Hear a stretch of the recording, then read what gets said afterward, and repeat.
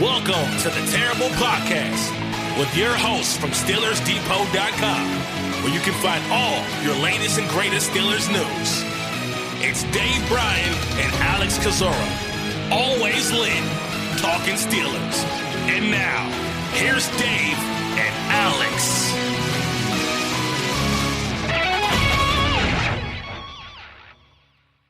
Welcome to the Terrible Podcast, Season 11, Episode 122. He's Dave Bryan. I'm Alex Kozora, SteelersDepot.com. Glad you guys are back with us for this Friday show. Dave, the Steelers wrapped up their 3-day mandatory minicamp, and the next thing on the docket is training camp. When and where that is, we do not yet know for sure, but very hopeful it will be in Latrobe, PA, and St. Vincent College. Yeah, that was a bit of a happy Friday, everybody. A little bit of a, I guess, kind of punch to the gut a little bit from Mike Tomlin, not knowing. Look, I think you look around the league, though, right? And training camps, and especially I think a few teams that go away are still able to go away. I just think Tomlin probably just didn't want to be the one to deliver the dates. So I would imagine probably sometime they probably know, they just probably waiting to get final rubber stamp official word or whatnot. But I would imagine they're going to have to start letting everybody know. I mean, because people come in from out of town for that, obviously. And I mean, heck, we're only a month away, I guess, a little over a month at this point, I guess 5 weeks there. So I would guess that we'll find out sometime next week, and hopefully it's at Latrobe, where you can get out there and watch it. Right. Yeah, nothing set in stone. I imagine it will still be in Latrobe. The NFL did have a memo yesterday saying that fans who attend training camp locations can't be near coaching staff, tier 1 officials, and they can't be within, I believe, 20 feet of any players. So if you're looking for an autograph this year, this summer, that unfortunately, but understandably, will not happen. But we can at least get out there to Chuck Noll Field. That'll be the best thing for us and hopefully for you guys as well. Boy, what did you think about the NFL and NFLPA list of COVID protocols? Yeah, I mean, the message is very clear. Sure is. Vaccinations are not mandatory, but strongly encouraged, and the league is providing a lot of carrots and sticks to get vaccinated, and those who don't will basically be living in last year where no one was vaccinated, where you are very, very restricted in things you can do. Yeah, they're saying, okay, we're not going to make you do it, but they're in essence making them to do it. I mean, it's going to be very, very hard on a player when you read all those stipulations and all. And I mean, I think there's some speculation that Lamar Jackson might be one that still hasn't been vaccinated or whatnot. Can you imagine not having your quarterback present or having to be distant in some of those meetings and all like that? That's obviously not ideal. So I mean, I understand why they're doing it, and yeah, they're not making it mandatory, but boy, they sure are making those guys jump through some hoops if they don't. And I would expect because of that, I mean, I think you're going to see probably around a 98, 97% vaccination rate by the time the regular season gets underway. Yeah, we'll see. We'll keep following those numbers and the data and whatever the Steelers say. The Steelers say they're close to the tops in the league in terms of vaccinations. We don't have exact numbers on what that means. But, Dave, as the team wrapped up mandatory minicamp, again, hearing from a lot of players, hearing from a lot of coaches, we can start with about anybody, I think. But maybe the first guy we should start talking about is maybe the guy who had the most well-praised, high-praised spring of them all. That is cornerback James Pierre. It feels like every single day someone's being asked about James Pierre, or Pierre's talking, or we're hearing about him making plays and picking off passes in OTAs and minicamp. So there's a guy who certainly has a great opportunity, and by reports, and it is spring and long ways to go, all those caveats, but by all reports, he's really seizing that opportunity. Boy, I got lucky with the timing of that terrible take the other day, did I not? I dropped that, and then a lot of good stuff happened with him. Look, I mean, this is a guy you and I have been talking about really since late last season there, and specifically Week 17 game, I think, against the Cleveland Browns. He played, 25, 26 snaps, something along those lines. Had a really good showing, I thought, overall in that game. And because of that, and the way Justin Lane, and we kind of theorized that Pierre had passed Lane on the depth chart. It really seems like that is indeed the case. And the question at this point, really going into the OTAs and the mandatory minicamp this year was, how far up the depth chart is he, and does he have a chance to play considerable amount of time? Look, I mean, I think it's clear at this point they like him. He's making plays. He picked off Ben Roethlisberger in practice, I think not only once but twice. One of those was in a 2-minute drill to hear the descriptions and all like that. And I've kind of theorized, and here's what I think we've learned. I think we've learned that one of two things is likely to happen with the Steelers when it comes to the nickel position, at least as we stand right now. Obviously, a lot of things can change between now and the start of camp. Option one, Cameron Sutton shifts inside to nickel, and James Pierre plays on the outside. Option two would be Cameron Sutton staying outside, and then Antoine Brooks Jr. Potentially being your nickel, your slot nickel sub package player there. Mm-hmm. I really think that's what we are now able to boil this thing down to.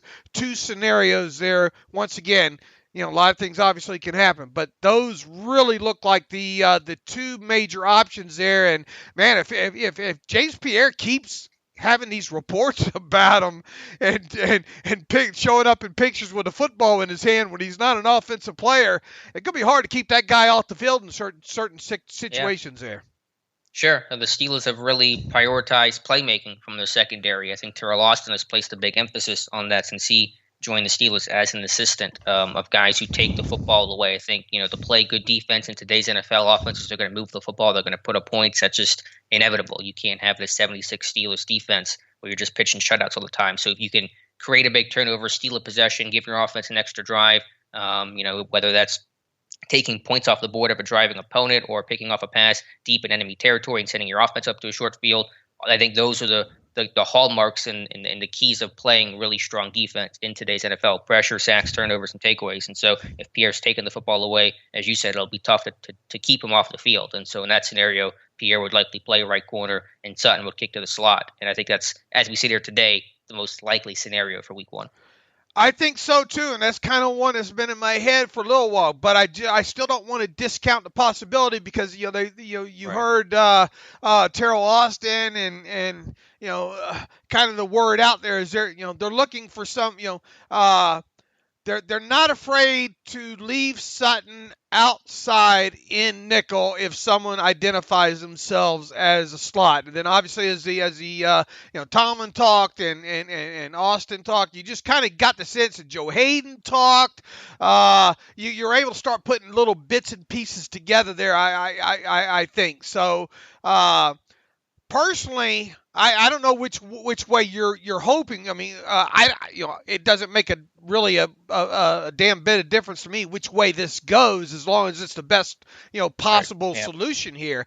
But I got to admit, my rooting interest is for James Pierre to do enough to be able to play on the outside in sub package, and Sutton to be able to play inside because he's so savvy. One of the big takeaways I think from the last few days, Alex, was the talk about how, you've got a college degree, and I'm not even sure you would be capable of playing the slot, Alex. I mean, to hear some of the descriptions on how hard it is. You hear Haden talk about it. I think you hear kind of Teryl Austin talk about it there. So, that allows me to eliminate really any rookie, I think. God bless Shakur Brown. I hope they have something maybe there. Maybe he'll be able to make the 53-man roster, but I think he's out. I think obviously Mike Hilton took over that spot real early, and he was a first year player. He still wasn't a rookie though. Right. Sure. And you got to admit that guy was a unique kind of individual to be able to do that. No, I understand. I agree. On top of it, so obviously injuries can happen, and there we are, with Shakir Brown. But personally, it didn't take me long over the course of the last couple of days to say, all right, the rookies are out. And then, once again, I think once you're able to piece together little pieces from all the things that Haden said, really what everybody has said over the course of the last couple of weeks here, I think you come down to James Pierre playing on the outside and Sutton playing on the inside, or Sutton playing on the outside and with a guy like Antoine Brooks Jr. Playing in the slot. I'm rooting for the former of the two, because I really am intrigued about James Pierre. And boy, Alex, how nice would it be to see this team hit on an undrafted cornerback after all the cornerbacks that they drafted that haven't hit. Right. Maybe that's their path. Maybe they should just focus on the undrafted guys. But yeah, just a lot of young guys stepping up. This is just the time to evaluate them. That'll continue into the summer with training camp and preseason action.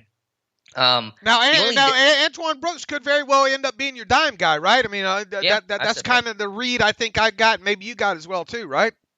Yeah, I think it's possible. I mean, Brooks, the upside to Brooks in the slot in a true nickel 50B kind of situation is that he is going to be big and physical, and I think he'd be a decent blitzer and play the run well, and that's all positive because he's kind of that strong safety mold, slash linebacker hybrid kind of deal. But the downside is, does he have some of the quick twitch and coverage ability to cover some of these slot receivers? I think Sutton can do that well, but will Sutton be the best run supporter and blitzer? I think he's improved there greatly the last 2 years, but he's certainly not at a Mike Hilton level. Few people are. So there are the pros and cons there with Sutton inside or Brooks inside. But as long as somebody emerges, whether that's Pierre or Brooks or Milan, I mean, even Shakir Brown, I think those odds are pretty unlikely in terms of starting out of the gate, but someone emerging is just going to be the key here. Right. Where are you now, from the moment this team parted ways with Steven Nelson up until right now? Have your thoughts changed any on outlook for the secondary? I mean, there's maybe a little more optimism, but as you said, I think last show, hope springs eternal right now. So let's see how things this could all change by week one when we're actually playing against Stephon Diggs and those kind of guys. So things can change pretty quickly. But yeah, I mean, Pierre was a guy that had talent and has good length and physicality and seems to have good ball skills. Had 3 picks his last year in college, and I believe actually came out a year early. So he's a guy that might be accelerating. He's supposed to be his rookie year right now. So maybe that learning has been accelerated for him entering his sophomore year in the NFL. So we'll see, but I still think, losing that steady, consistent guy like Steven Nelson, who's so well-rounded, is going to be not easy to overcome, because whatever young guy gets in the mix, there's still going to be some growing pains. They're not going to be amazing out of the gate in all likelihood. Yeah, I think I had a 2% increase in optimism.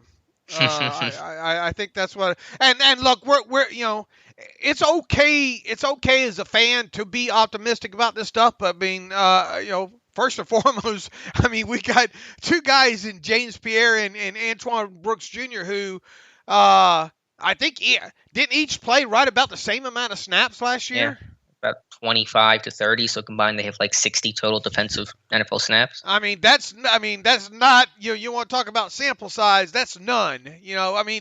Granted, it especially in Pierre's case, it looked good, but I mean, it's hard.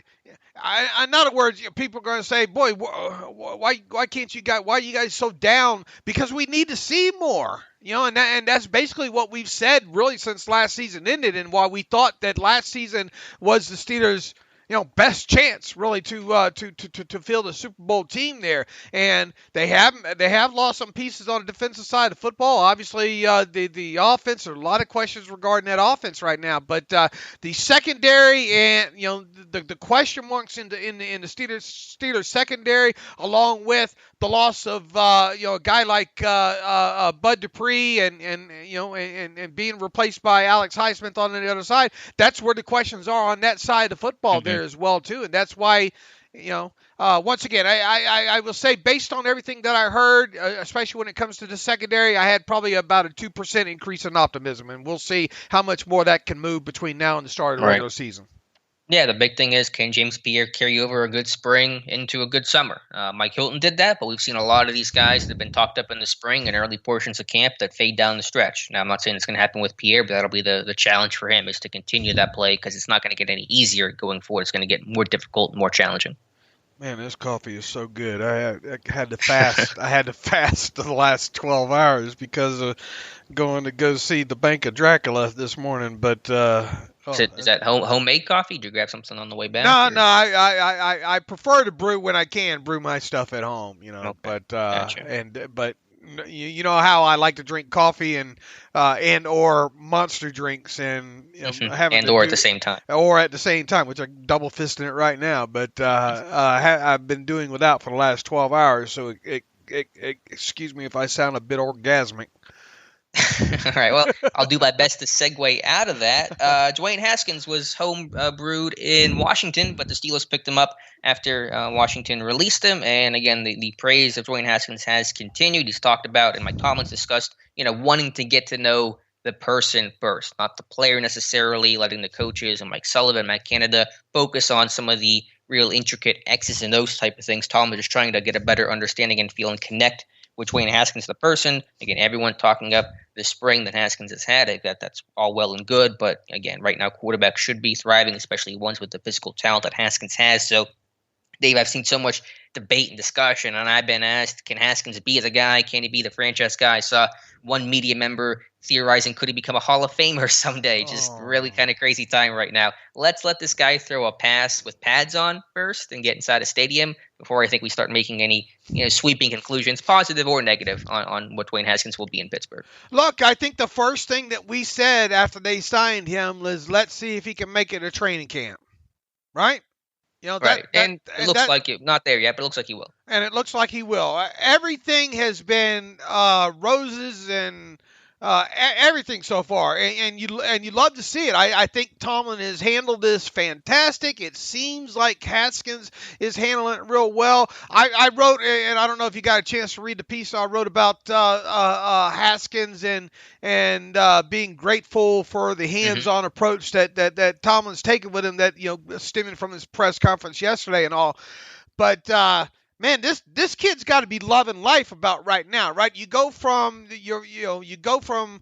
being a young kid, a number one draft pick. You have the weight of a franchise on your shoulders. You're thrown into the fire. It doesn't go very well. You're around your hometown, all like that. You're supposed to be the superstar, and bam, you're out on the street. All right. And then now you come into an organization where actually you can probably let your hair down a little bit. You can, the eyes aren't all on you. I mean, he really seemed, as far as I could tell, he seemed relaxed during that press conference. It seemed like, the world wasn't on his shoulders. It didn't look like he was trying to give any really too thought out answers. It really thought it was like he was speaking from the heart.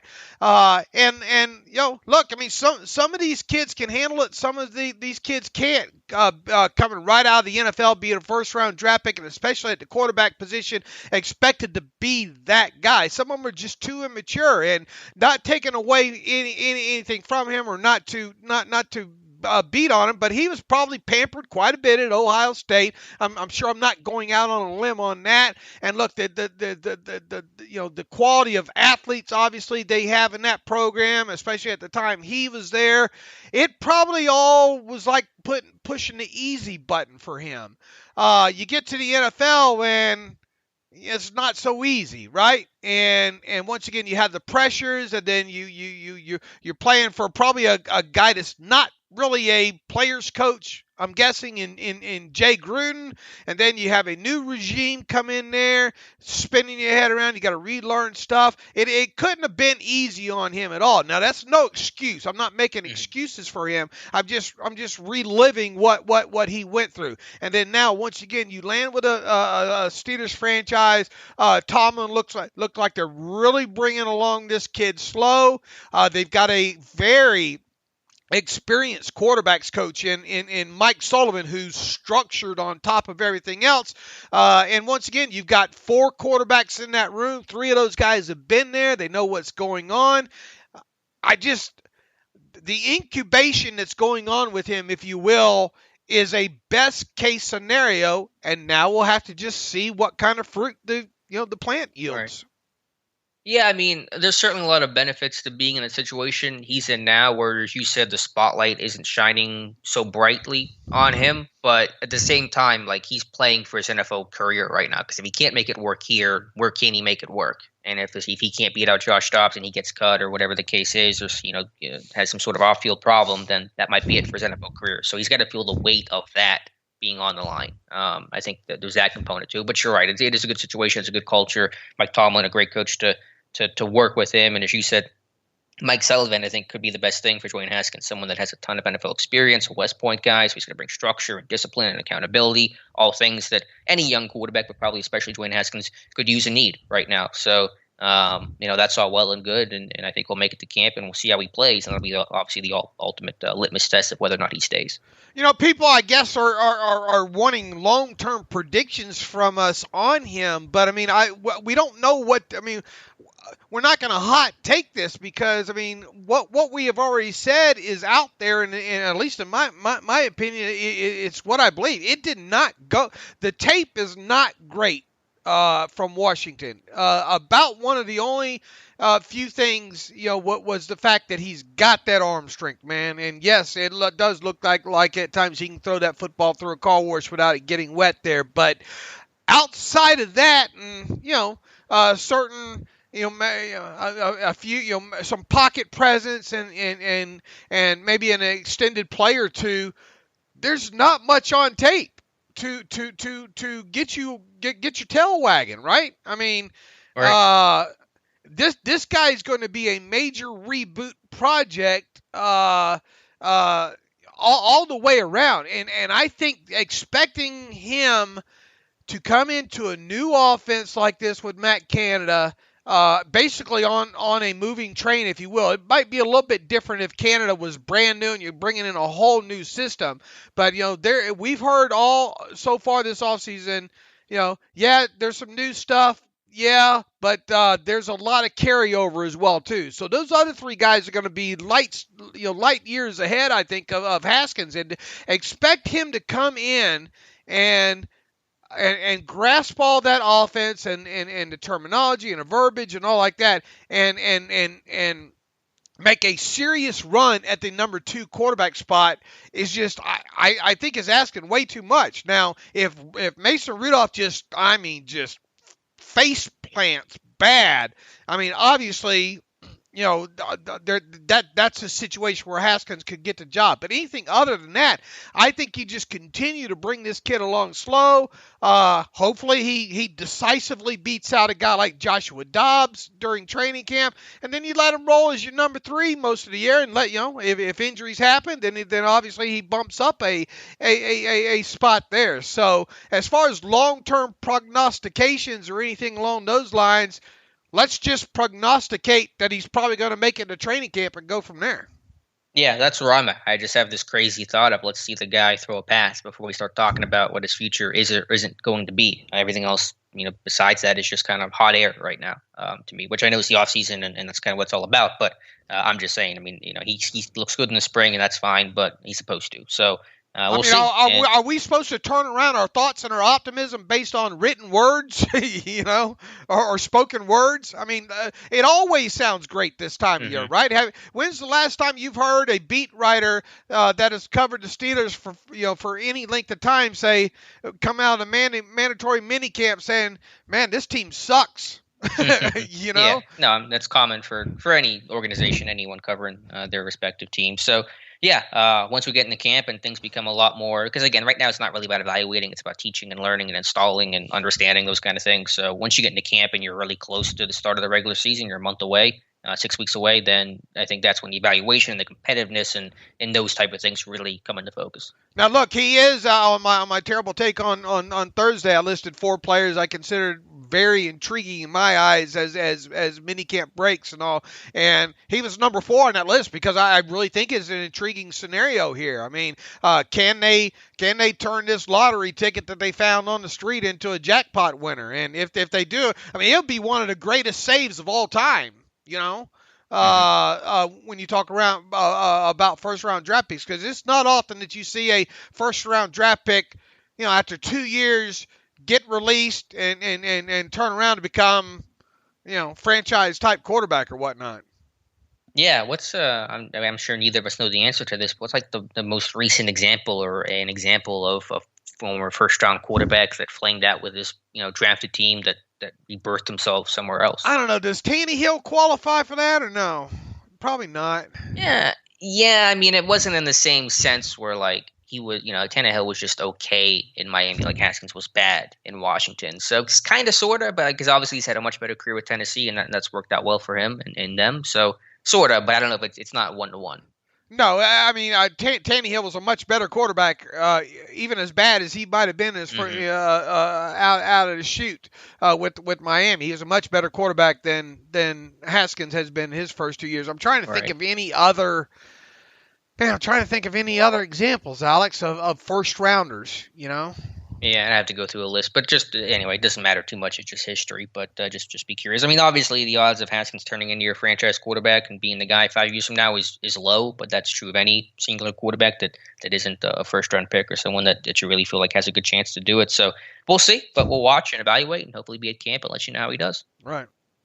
He did say, by the way, and it is a little harder to gauge because he wasn't with the team last year, so you don't know if this stuff was already in existence or if it's new from Canada, but he talked about some of the West Coast stuff that Canada's been adding to this offense and said that the offense now feels a lot like what Canada did in Maryland in 2018 and what Washington did with Jay Gruden in 2019, his rookie year with Washington. So maybe some things to investigate there in terms of the West Coast elements and watching some Washington 2019 tape and some Maryland 2018 tape to get a better understanding of what Canada could bring to this offense. Well, it kind of matches up what Ben's already kind of been doing, though, too, right? The ball out quick. Obviously, it'll be interesting to see, a lot of the horizontal passing game, right?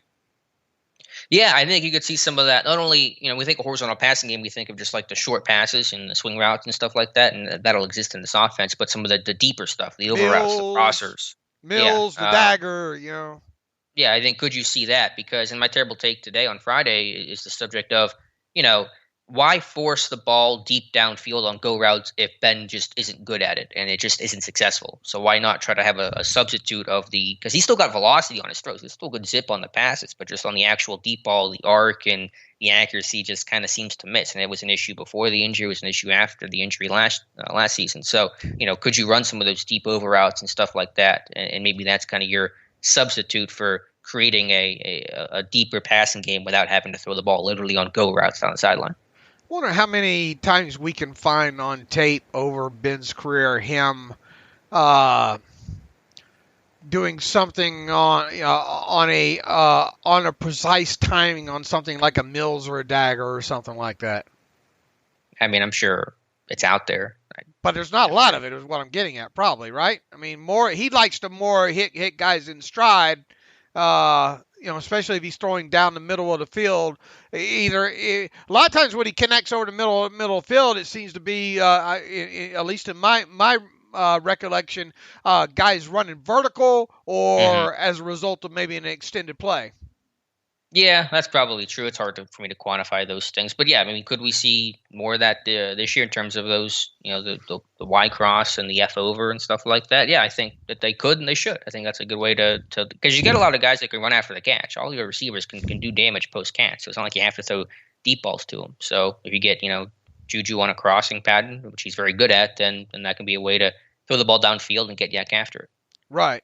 And, just a thing overall, the key stat I think we have to look at with Roethlisberger as the season starts and then progresses is that average depth of target, the intended air target, and then the actual completion depth of completion as well too.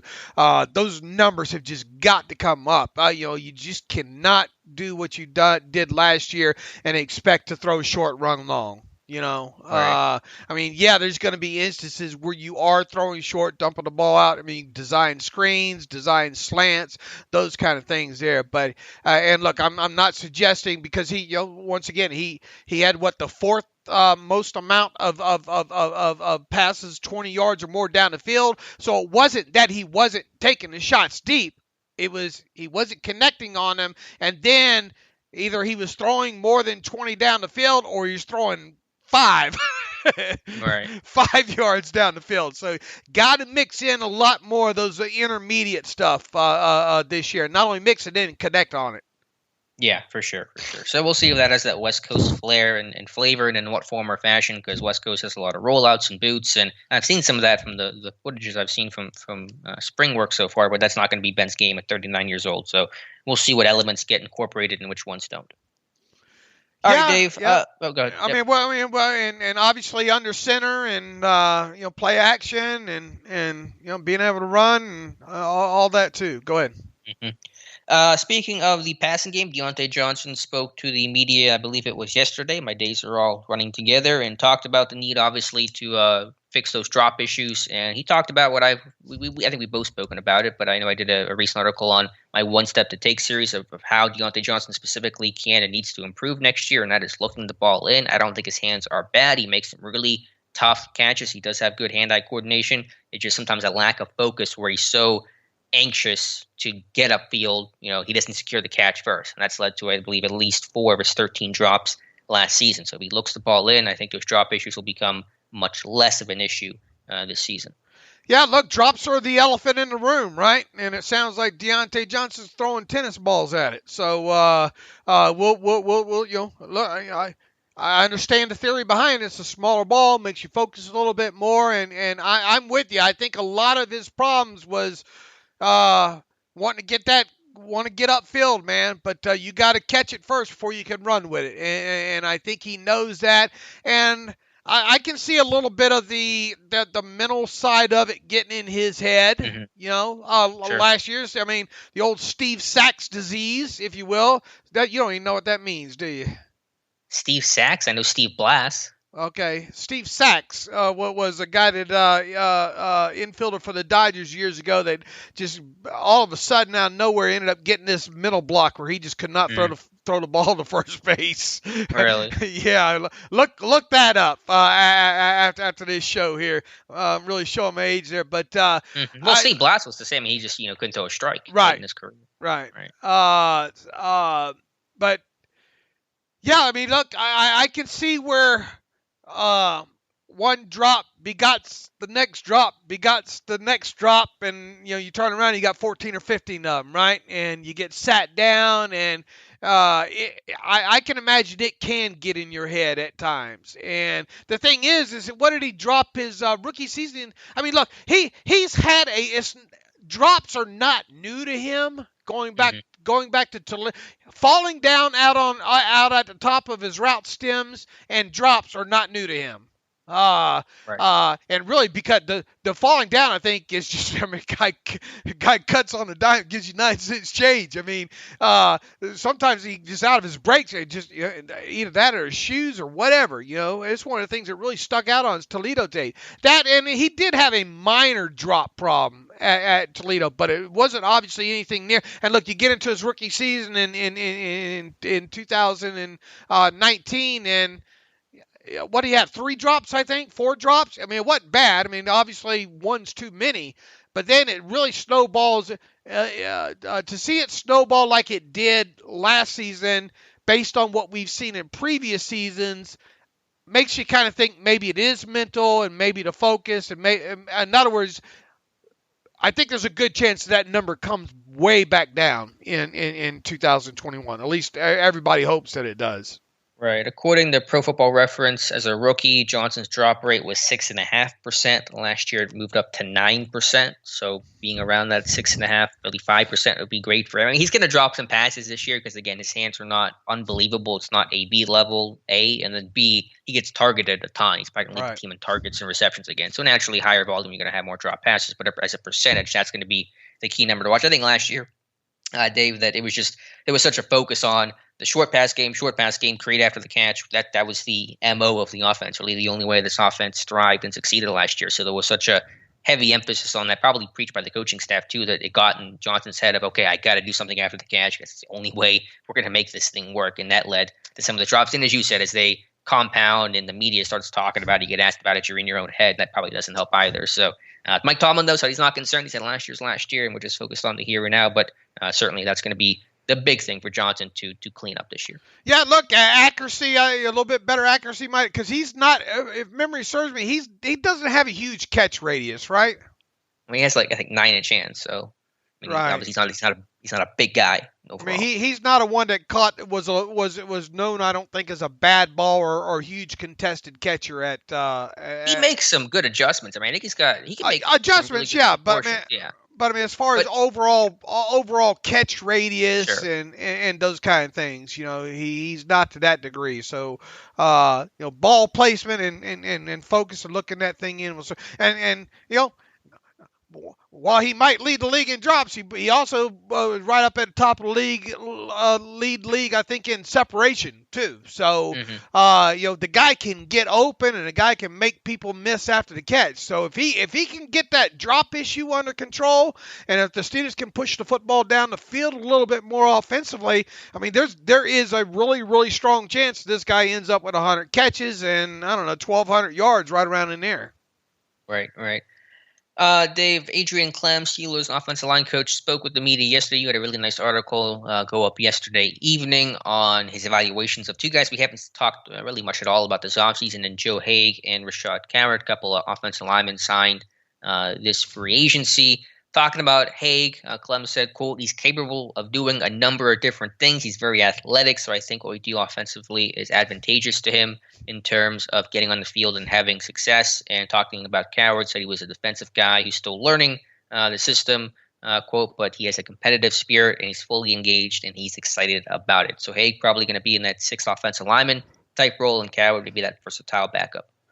Yeah, and apologies that went up so late, but the audio it took me 30 minutes to transcribe those paragraphs because the audio quality was so bad, you're not for sure, you want to try to get as close to what he actually said there. So I've been waiting for this, Alex, to be honest with you. I mean, because I think people keep forgetting that the Steelers actually did sign 2 free agent offensive linemen during the offseason. Now, is it anything that people are going to throw a parade about because of the names? No, but they did sign 2 guys with NFL experience, offensive linemen there. Haig, obviously the more experienced of the 2.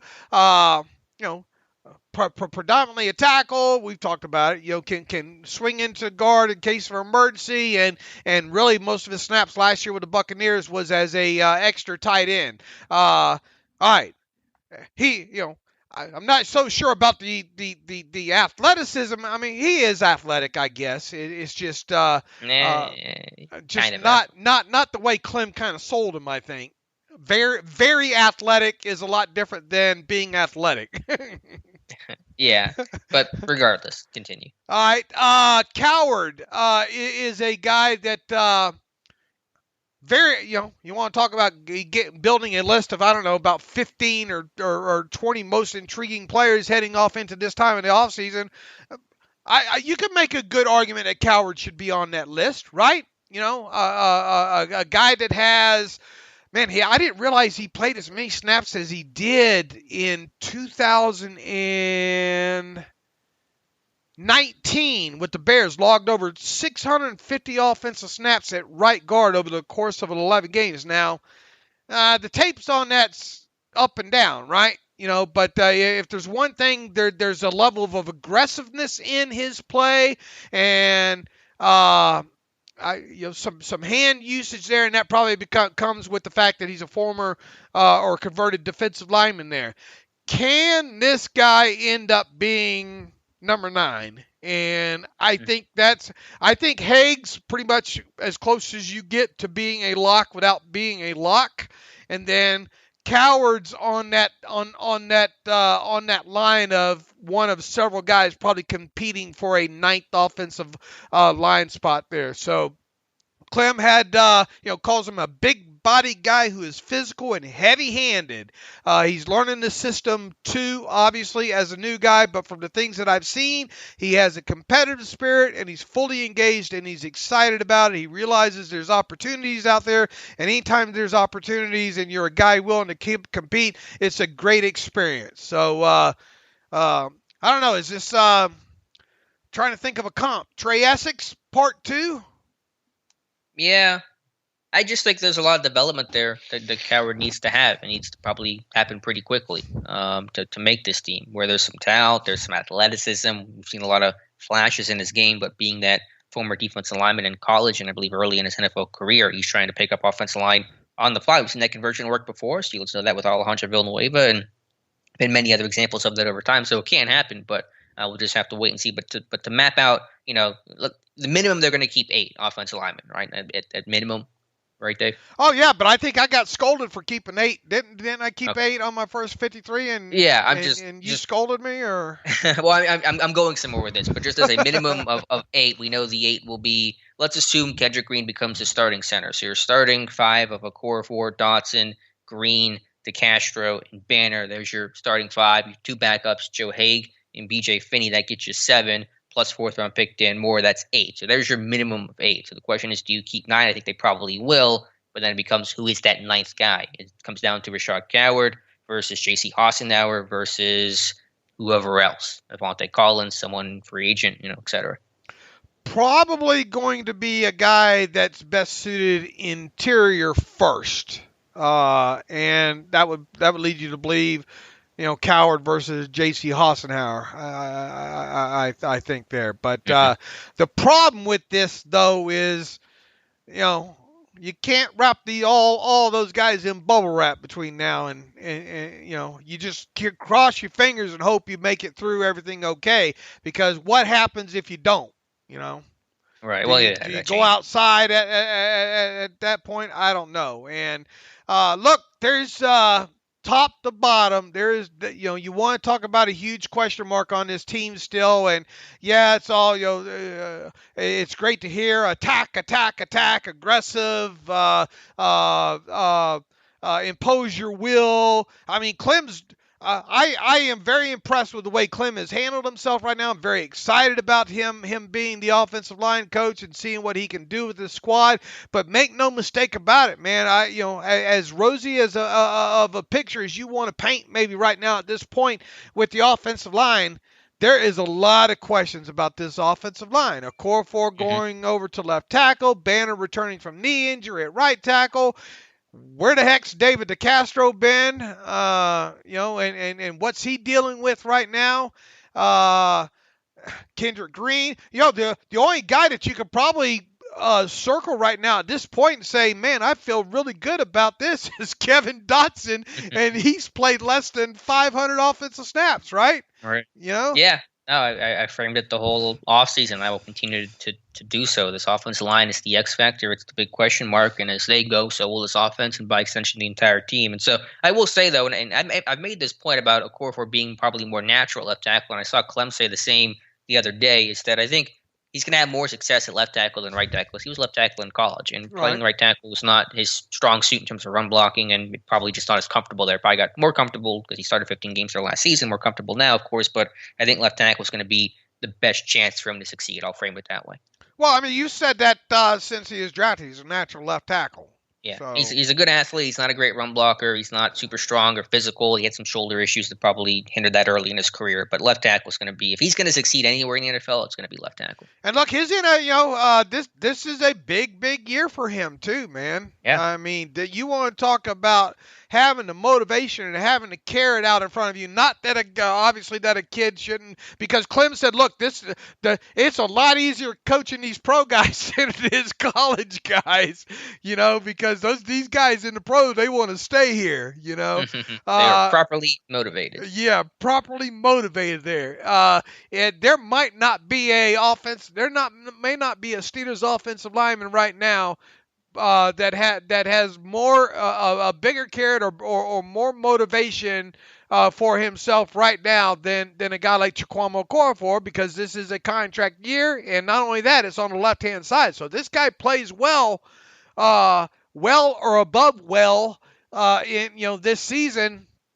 I mean, he could parlay that into a very, very, nice long-term deal for himself next offseason there. So, like we said, question mark there. And look, to some degree, and no, I did not forget David DeCastro when saying circling guys. I mean, there's some level of question. I think he's going to bounce back fine, but until we see it, we can't defend. It was a down year for him in 2020, and let's face it, this offseason ain't starting off great for David DeCastro because he's not on the field. So I don't know if who knows? Maybe he had to finally get around to getting some core muscle. I don't know.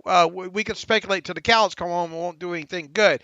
The thing is hopefully he shows up, day one of training camp ready to go because they need him to be solid at right guard. They need Kevin Dotson to be solid at left guard because there are a lot of other question marks along that offensive line, and that goes with the depth too.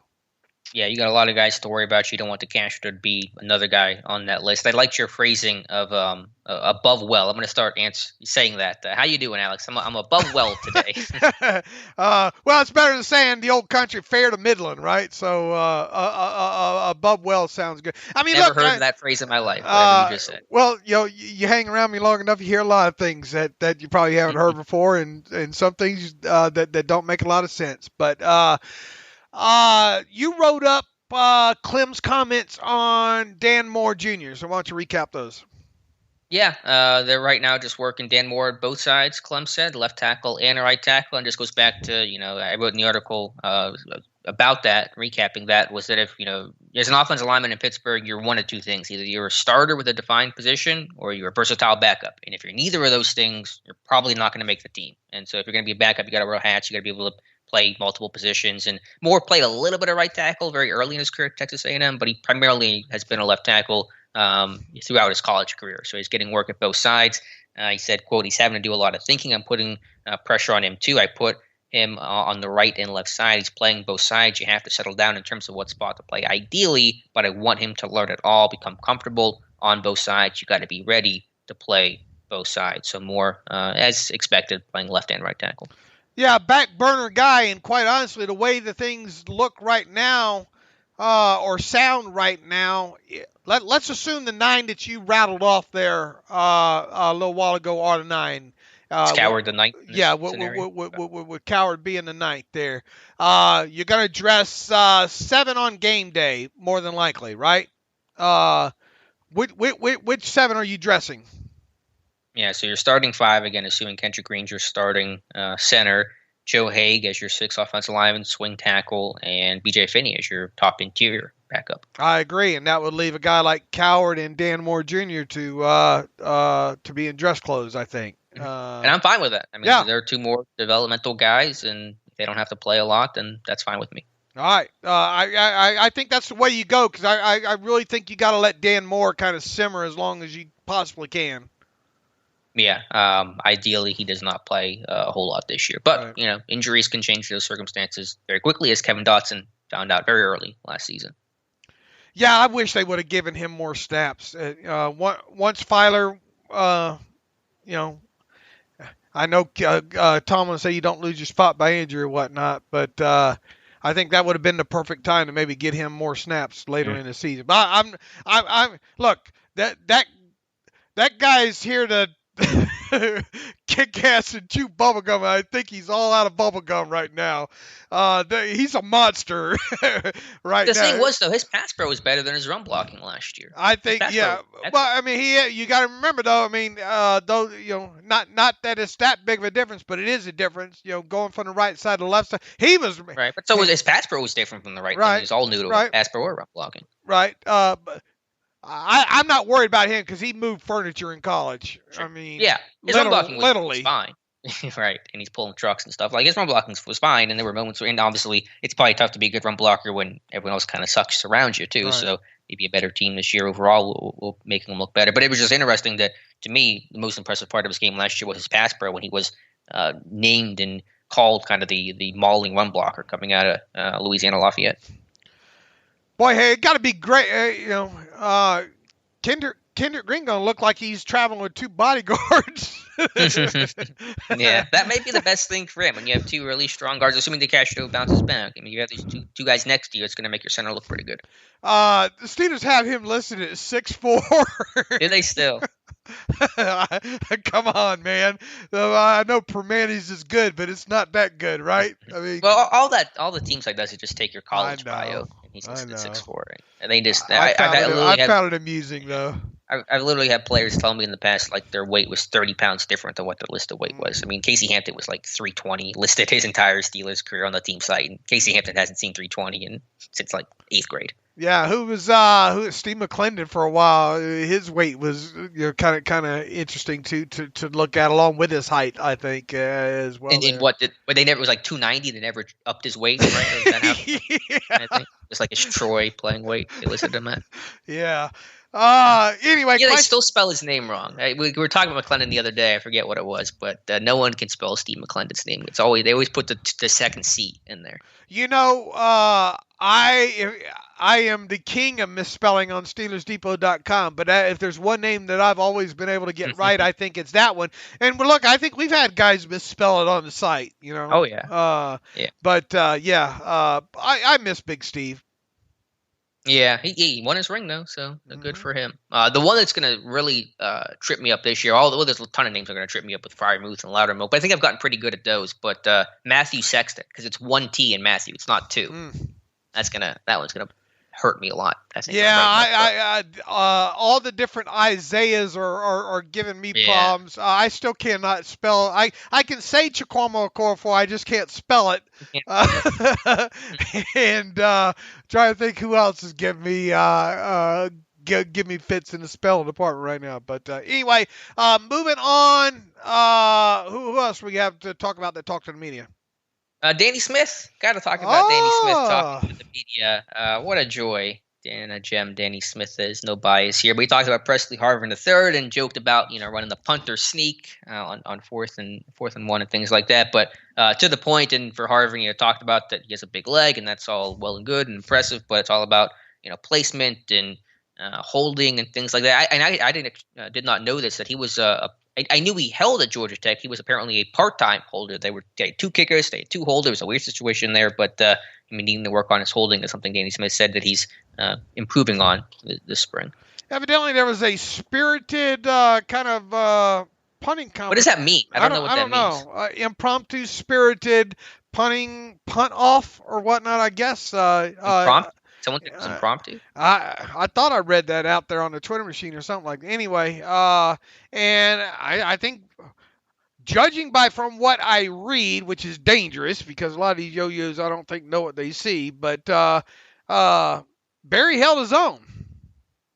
Yeah. I barely know exactly what that means in terms of how it was reported. And I'm sure a lot of people just base that off of like the sound of the ball or how far it goes, not hang time and things like that, and operation. They were doing that kind of stuff. So I don't know, but yeah, Harvin's going to need to become more consistent and show more accuracy and placement. And Barry overall, especially lately, he had a good year when they brought him back last year, has been good and is kind of known for his placement and accuracy and directional punting. And so that'll be the test for Harvin. If he can improve that and kind of match Barry's level, he's got the bigger leg in the draft pick. He's going to take the job. If he can't, though, then Barry's going to be the guy.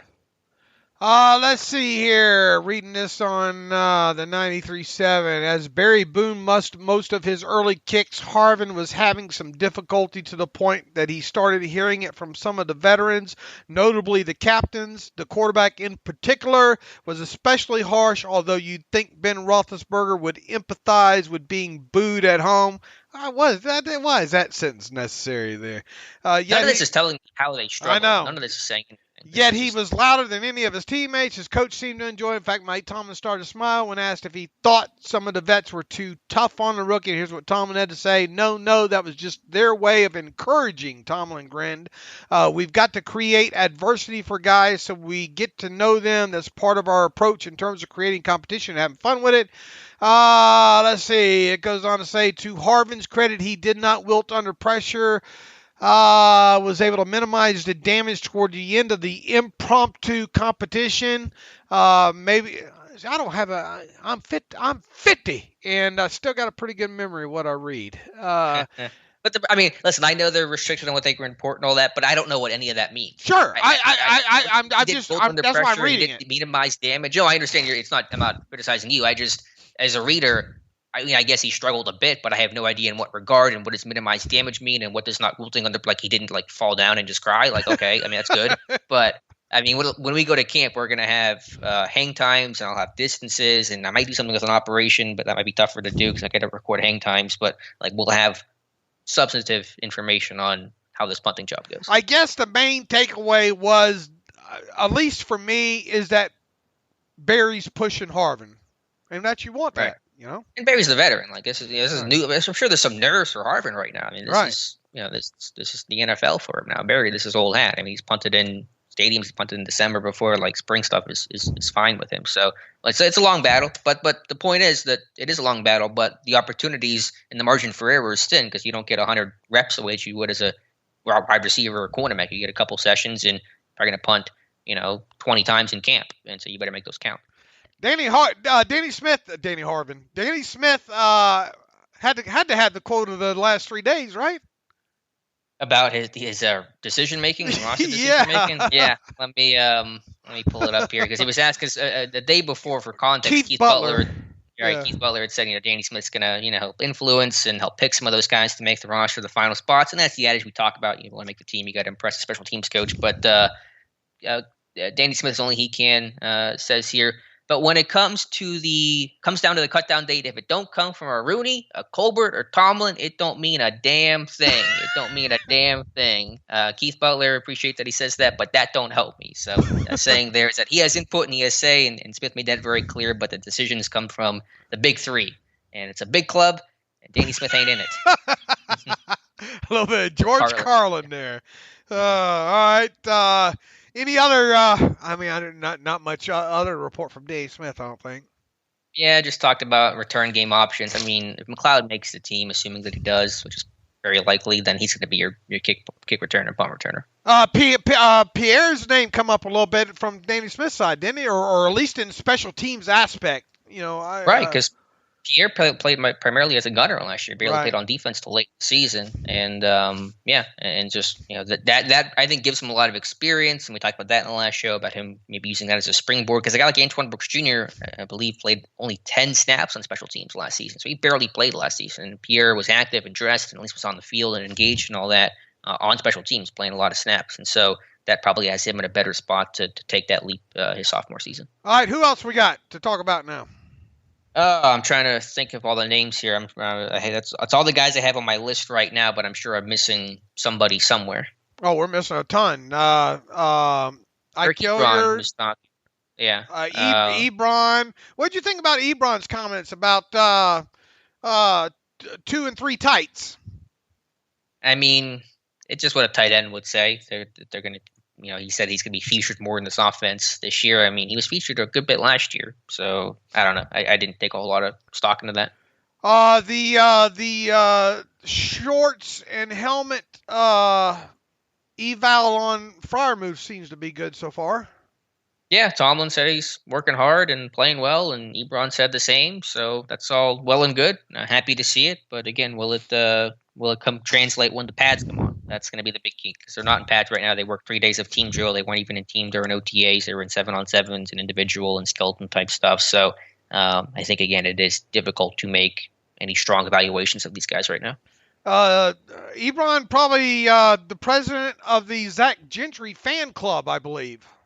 Party of one, I'm guessing. What did he say about flexibility with Gentry? I don't know, but it was almost like a backhanded compliment, I think. Was it? What was the quote? I had to find. Did Matthew write that up? Yeah. I meant to go back and put that exact quote on. Okay. Yeah. He says, "quote Still needs to get a little more flexibility, but who the hell am I to tell him he needs to get more flexible? He's 6'8". How many people are that flexible at 6'8"? But he can be dominant. I look forward to continuing working with him on that. Yeah. Gentry is very stiff, and again, he's 6'8", but that dude. He moves like an ocean liner. I mean, it is just a painful process watching him cut. All right. Ebron's very high on the, I don't know, maybe we're not giving this tight end room enough credit. Keep trying to sign Jesse James back. Alex, where are you on this tight end room right now? Yeah, I mean, I think the development of Freiermuth is going to be big. I just know it's tough for a rookie tight end to make that jump. So I think the insurance policy would be nice. Not that you have to do it. I mean, it's not the worst thing in the world if you don't. But if it just gives you a more competitive room overall, if you could have a room of Ebron and James and Freiermuth and Rader on the practice squad, then I think it's a really solid room overall, especially protects you against injury. But we'll see what happens. It sure would be nice to get Ebron off the field in some 11 situations. And, and obviously most of those you would probably think that you would want to run out of, and you can't do that all the time or else you're going to tip your hand. But as the season progresses, man, it would be nice to get Ebron off the field in some 11 situations. Now, obviously, he's the more dynamic or gives the ability down the field, I think, more in one-on-one situations than Freiermuth. But I don't know. I'm still holding out hope that you spend a second-round draft pick on a tight end and an all-around one at that you can at least get 400 snaps out of him. So I'm still going to hold out hope for that. Yeah, I think he will. I think he do 400, 450 to 550 is kind of the range where I'm putting him at in the 17-game season. As you mentioned, Dave, wide receivers coach Ike Hilliard spoke with the media. I know you wrote up a good bit about what he had to say. What notable did Ike Hilliard say with the media? He must have missed the memo on Juju on Juju's McLeod slot scenario there. No, look, he says McLeod's done some good things, yada yada. Basically, has to carve out a niche for himself. Well, that would mean that probably not going to be the guy in the slot, and really, I mean, I kind of it's hard to envision that him being the backup guy in the slot where I sit right now. Will he get slot snaps throughout the season? Yes. I just think that special teams first for him, and motion and gadgetry and tomfoolery and occasional moving around the formation is where you're at with him. I think you could really rubber stamp about 160 total snaps offensively for him as long as there's no injuries and really that's it. Yeah, I think so. I think your assessment's correct. I view him as kind of the gadget guy, the horizontal, the short pass game, swing pass, a little bit of RPO stuff in Canada's offense. I don't see him having he's not going to be a fixture in the slot this year, obviously. In so many words, and judging by the Canada grin when asked a question, and what Ike Hilliard had to say about Juju and playing more outside, I think it goes back to what we said and have said really since Juju talked the other day there. Yes, the intention of the Steelers and the use of their wide receivers this year will be to move them around probably a little bit more. But I think when push comes to shove, Juju's going to be your best option in the slot. Now, hopefully not 80-something% targets out of there, but even if it is, and I thought you did a good job of finally illustrating what we talked about the other day there, you can do a lot. You can go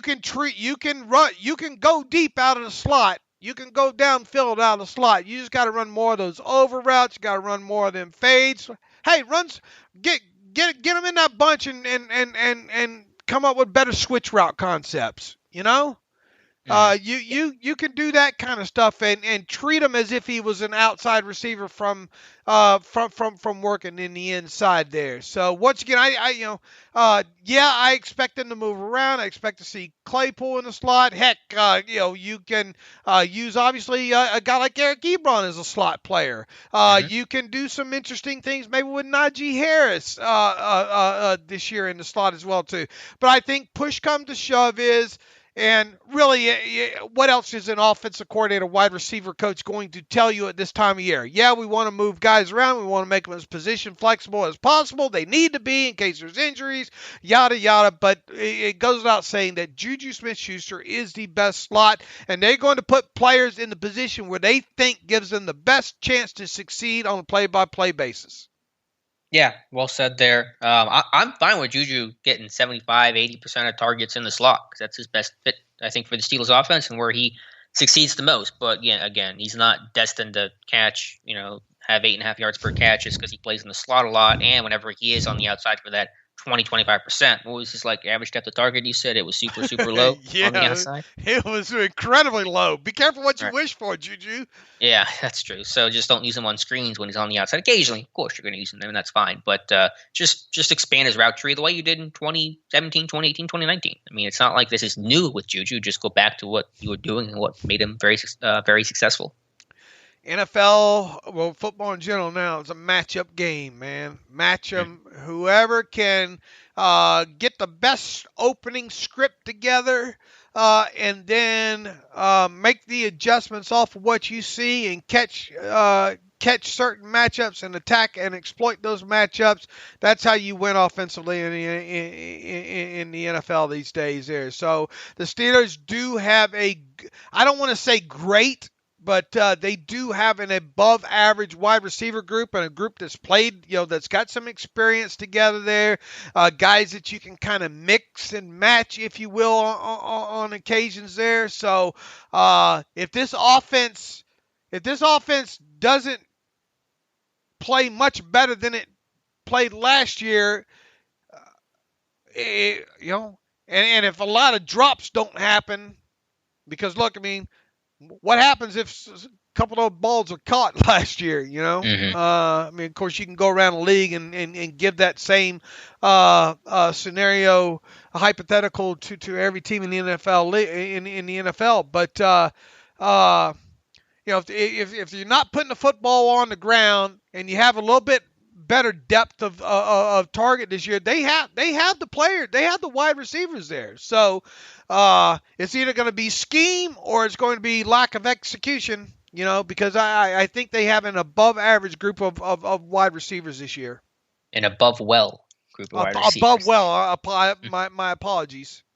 No, I agree with you. The talent's there, just about consistency and execution and just bringing some more balance and efficiency, I think, with this offense is key. So anything else that any other Steelers players or coach said, Dave, that you wanted to touch on? Well, look, I think Deonte Johnson talking about Najee Harris, and what about that one-handed catch that he made? We didn't see it in its totality, but I was able to piece some photos together as if we were in the 1913s. And I made us a moving picture, Alex, and it seemed like that was a hell of a catch, maybe we're kind of underselling a little bit. I mean, look, we've talked quite a bit about Najee catching the ball out of football at Alabama, especially the last 2 years and last year specifically. And, obviously after he was drafted, he joked about, boy, I made a bunch of one-handed catches at Alabama. I don't think I saw any at Alabama, one that he brought down in the end zone the other day at practice Wednesday. I don't think I saw any of those. The ability to move, to have you a guy out of the backfield that maybe you can treat similarly to the way this team treated Le'Veon Bell a few years ago is most definitely a positive. Yeah, I mean, obviously a new OC, but Steelers receivers have caught a ton of balls out of the backfield the last 5 to 7 years. Le'Veon Bell putting up 80 catches a year. James Conner at 55 in 13 games in his 2018 season. So Harris should catch a lot, and I've talked about that from the get-go. He's not just a runner; he's a complete package, and I think he still has a chance. Not how good of a chance is debatable, I guess, but a chance to break the Steelers' rookie reception record of 62 right now, held by Claypool last year. He's got to average 3.7 catches per game to do that if he plays all 17 games, and I think that's a very attainable number for him to achieve. I do as well too there, and if you are going to look, the screen game's got to get better, plain and simple. Right? Sure, it does. But I put more of that on the offensive line than I did necessarily the back. All right. And if they can, if some of their matchups causes some issues and get you some one-on-one scenarios with Najee Harris with the right guy, you can really exploit that, I think. Yeah, no, I think will be a really good matchup weapon, and I think Canada will do a better job of exploiting and creating positive matchups for the Steelers offense. I don't think that's been done enough, really, under Todd Haley or Randy Fichtner. You take anything away from anything that Joe Haden said the other day? I'm trying to think back to what Joe Haden said, other than him not liking to play in the slot, which no one expects him to anyway. Wants to keep his speed up. That's the big thing for him. That's probably my biggest concern with Haden right now, which is losing that speed. I saw some evidence of that last year, and liked him taking James Pierre under his wing. That's always good to see from a veteran and probably the leader of that secondary in Joe Haden. Boy, James Pierre has such an innocence to him when he talks on camera, in these interviews there. I hope he kind of keeps that, seems like a real grounded player right now. And, the single best thing that he can do is lean on a guy like Joe Haden and really Cameron Sutton. Cameron Sutton's become quite a professional as well, too, and a guy that really I don't think you worry about, obviously, off the field. And he does like to talk a lot, and word salad, if you will, was a word that I think one of us used in a direct message thread the other day there. I mean, says a lot of words, but none of them really overly bad or discouraging along those lines there. So I think he's got some good mentors there in the secondary. Yeah, no, I think so too. For sure. So anything else, Dave? I think we probably covered everybody that has spoken with the media over the last, was it 2-3 days? All right, most intriguing guys. My four are out there. I pieced it together real quick yesterday. There, my list includes Najee Harris. I think just how good and how impactful can this rookie running back be moving forward there? I mean, we all think we know or like to think that we know what he offers as a runner. We talked about what he offers as a pass catcher. I think he's a very intriguing guy. I think James Pierre, how can you not come out of this session right now and not have James Pierre as one of the Steelers' most intriguing players right now? Moving forward for that, Devin Bush, I think just for the sheer fact that he's coming back from a knee injury. And boy, do they need him to be the player that he was where he left off at in week 6 with that knee injury there. And last but not least, Dwayne Haskins, just because, hey, he made it this far. Interested to see what happens once camp gets open and we get into the preseason there. So, who would you like to remove from my list, or who would you like to add to my list as being intriguing players right now? No, I think you have a good list there. I mean, I don't spend a lot of time thinking about some of the intriguing players right now. I guess maybe that's just because I know I'm going to see these guys in a month, and so I'll just kind of reserve judgment until then. But no, I like your list there. I like the inclusion of Devin Bush as well. I think that's a good name to have on there. All right, let's maybe see if we can get to some email machine here, if I can get this sorted here real quick. Let's see here. Seahawks 47. Loving the show as always. Curious what your thoughts would be on this receiver group. Freiermuth, Claypool, and Johnson in a bunch. Juju on the opposite side. Harris in the backfield. I think you could run or pass effectively and cause a matchup nightmares for opposing defenses. 6'4" Claypool could go deeper crossing route. 6'5" Freiermuth could coming underneath. Blah, blah, blah. And blocking for Najee. He says Ebron can't block. This is why I include Freiermuth. I'm confident that Najee can consistently make one man miss coming out of the backfield. To me, it seems like a pretty consistent way to pick up 6 to 8 yards at worst. I'm thinking Claypool running 10 to 12 yards deep cross. Johnson carrying a man to the outside. What would be your counter from a defensive perspective? Basically also sets up for Juju single coverage on the opposite side. I look forward to your analysis. Look, Seahawk 47, appreciate the email there. Anytime you're talking like a backside guy like that, I mean, look, I understand, but guys you want winning one-on-one matchups on the backside in that X is probably Deonte Johnson. Mm-hmm. Yeah, he's your best option. I mean, Juju played a little bit there, especially in like the post AB type stuff, but Johnson's going to be your extra receiver. But to the point, to the question, you can mix and match these guys. You can move these guys around, and that versatility, I think, is going to just help you. Because if your guys aren't versatile, it's hard to create good matchups. If you just feel like you can't move guys around, you become very static and limited and predictable, and you can't take advantage of a matchup, in-game injury, or just some guy that you want to pick on or something like that. So when your guys can move around and kind of wear all those hats, and they started that last year, I think it's going to serve you well in terms of the idea of creating matchups this year. Yeah, look, and we've said this, 50 times in the last, 2 years probably, and the fact that the more that you can look the same, yet be very varied on offense, the harder it is to defend. I mean, if you come out in one formation for 60 plays, but you do so much stuff off of that, there's no, unless your linemen are giving it away or something along those lines, or there are tips in there, then that's the best kind of offense to run, right?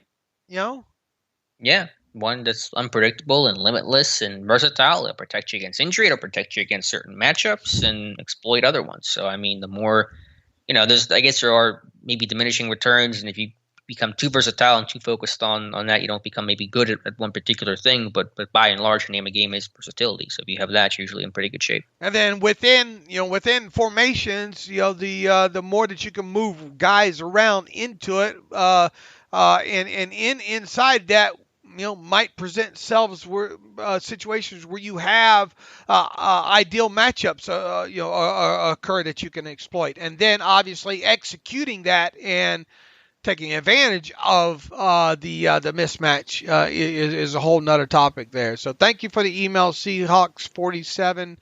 Let's see, Patrick Donovan from Murfreesboro, Tennessee. Isn't that somewhere near Murfreesboro? Where do I know Murfreesboro from? I can't remember. I've heard of that. I've probably been through there once or twice. He says, "Hey guys, first let me say, great work to the whole team, and thank you for the info and keeping us fans satisfied through this time of year. My question to y'all is, with the addition of our first two picks, Najee and Freiermuth, do y'all think," you can tell he's from the South, he uses the y'all, "think the two will help the team and Juju by not having Juju constantly running back, tight end route tree? I know Juju is a third down machine and go-to wide receiver, so he'll be asked to run 2 or 3 yard routes, but that can't be constant like it was last year. Also been a long time listener. I feel like it's been longer than I think. Did y'all used to be played on Steelers radio?" I can't remember. I feel like listening to y'all. Not sure if it was Alex. So no, we were in the early days on Steelers Nation radio when they lacked a lot of content, and no, Alex wasn't a part of the show. I don't know. He might have showed up on a few shows at that point there. I forget. It's been so many years ago there. But I think as Steelers Nation Radio grew and developed their own, own content, we got kind of shifted to the side there. But I mean, it gave us good exposure there for in the early years for the podcast and all. So we're always grateful for that, and would love it if Steelers Nation Radio would pick us back up again. And we obviously didn't charge them for rights to do that, but you never know. Never's a long time. What about the rest of Patrick's comments, Alex? Yeah, no, I think just Harris in the run game in general, because Juju was used basically as the extension of the run game. Last season, at least it felt like that. And that's why I was catching those 3 yard passes just over and over and over again. And they just ran those RPOs and stuff like that. And so you'll still see that with Juju, of course, this year, but hopefully not to that extent. So will Freiermuth change that too much? Probably not. But will Harrison improve run game? Maybe alter that a little bit? I think so. I hope so. All right. Need another coffee? Yeah, I do. I'm actually I'm 2 quarts low. How you were drinking a Monster and coffee and you're yawning? You're the only person that. Well, I don't sleep worth a dang, man. I think I looked up my sleep score from last night, like 47. Which means, I assume that's bad. I don't know. Yeah, it's 100's the best. So. Not great. So anyway, nobody cares about my sleeping habits. Joshua Dicker writes in about Mace Rudolph. Hi, Dave and Alex. Dave, I understand what you said on the last podcast about hoping Rudolph plays lights out if he plays any meaningless snaps this season.